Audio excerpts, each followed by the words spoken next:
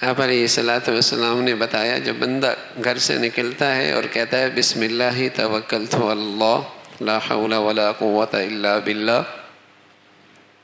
یہ کہتا ہے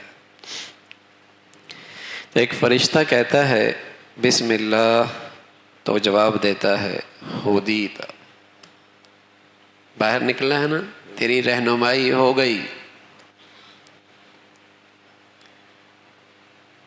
پھر کہتا ہے لا توکلت علی اللہ، پھر فرشتہ کہتا ہے کفیتا، تیری ذمہ داری لے لی گئی۔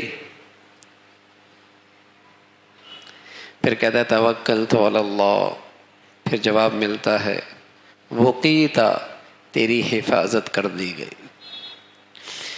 جب شیطان یہ سنتا ہے تو اپنے کرندوں سے کہتا ہے ارجعو، لوٹو میاں لوٹو، اس شخص کا تم کیا بگاڑ سکتے ہو جس کی ہدایت بھی ہو گئی، حفاظت بھی ہو گئی، ذمہ داری بھی لے لی گئی، تم نے اس کا کیا بگاڑنا ہے؟ اب تمہارا وار اس پہ نہیں چل سکتا۔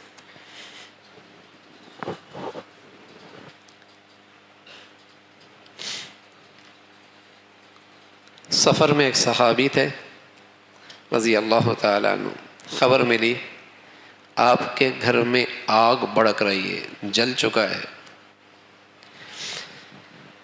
اس نے کہا میرا گھر تو نہیں جل سکتا، کہ ہم آنکھوں سے دیکھ کے آئے ہیں تمہارے گھر پہ آگ بھڑک رہی ہے۔